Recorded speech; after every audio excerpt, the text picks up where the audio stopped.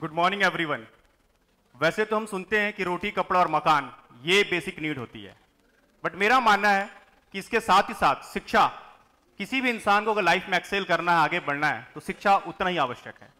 वैसे तो हमारे देश भारत में basic education, it means elementary education, school education free है सभी के लिए, बट उसके बाद हायर एजुकेशन जो आज भी अफोर्डेबल और एक्सेसिबल नहीं है।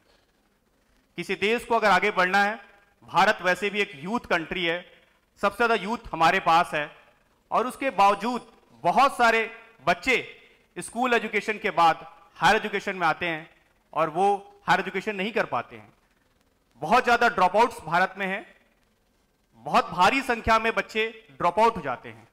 अगर इसके कारण को हम समझें तो ये जानेंगे कि ये सारे बच्चे क्यों ड्रॉप आउट हो जाते हैं, क्यों आगे की पढ़ाई नहीं कर पाते हैं, और इसका सबसे बड़ा वजह, रीजन, कारण फाइनेंशियल प्रॉब्लम।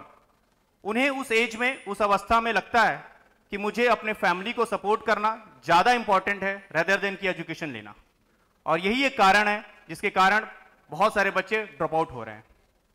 अभी हमने एक पक्ष को देखा, अब हम दूसरे पक्ष की तरफ आते हैं।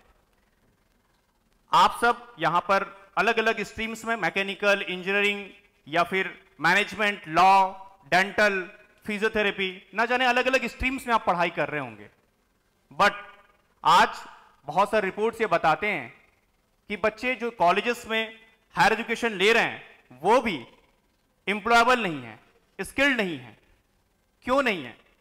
अगर इसके कारण को हम समझें तो ये जानेंगे कि मैं मैकेनिकल इंजीनियरिंग की पढ़ाई तो कर रहा हूं, बट क्या जहां इसका इंप्लीमेंटेशन होना है, क्या वहां से मेरा कोई इंटरलिंक है, कोई इंटीग्रेशन है, जो कि आज की इस एजुकेशन सिस्टम में न के बराबर है।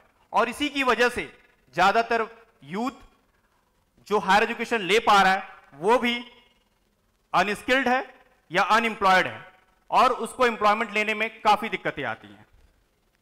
अभी हमने दो पक्ष को समझा, अब हम तीसरे पक्ष को समझते हैं।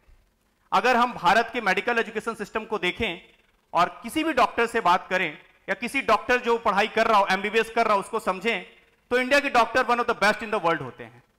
इसका रीजन क्या है?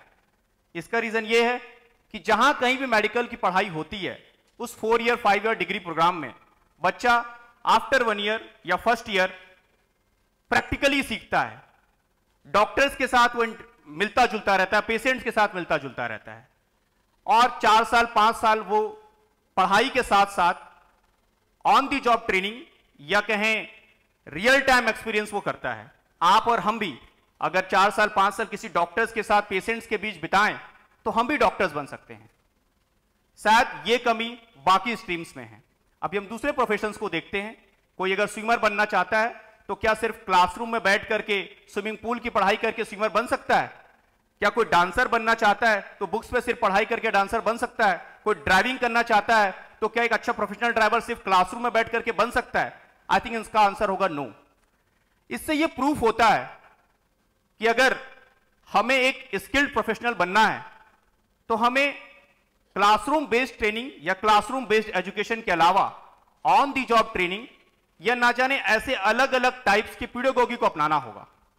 और इसी चीज को जरूरत को देखते हुए, और जो मैंने आपको भी पहले कुछ बातें बताई कि इंडिया में या बाकी जगहों पे जो भी डेवलपिंग कंट्रीज हैं या पुअर कंट्रीज हैं, अगर हम देखें तो कोई भी डेवलप नेशन तभी बन पाता है जब वहां पर higher education on highest rate रहता है।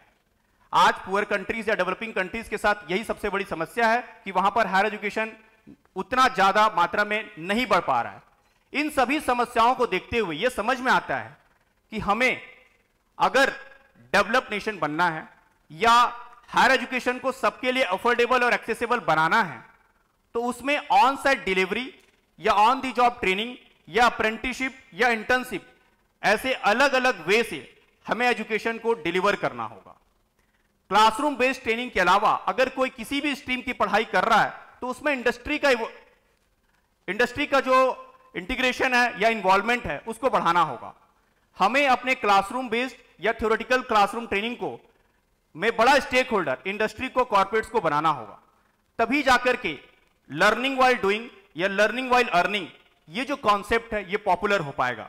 और जो एक समस्या है जिसमें बच्चा पढ़ाई नहीं कर पा रहा है due to lack of money, शायद इस तरीके से जब हम लर्निंग वाइल डूइंग या लर्निंग वाइल अर्निंग करेंगे तो उससे इंडस्ट्री को बेनिफिट होगा, क्योंकि एक स्किल्ड मैन पावर रेडी होगा, ये स्किल्ड वर्कफोर्स रेडी होगा जो देश की इकोनॉमी में सहायता कर पाएगा, देश की इकोनॉमी में देश की इकोनॉमी को आगे बढ़ा पाएगा। इसी चीज को मैं यहां आप सबके बीच लाने आया था। धन्यवाद, थैंक यू।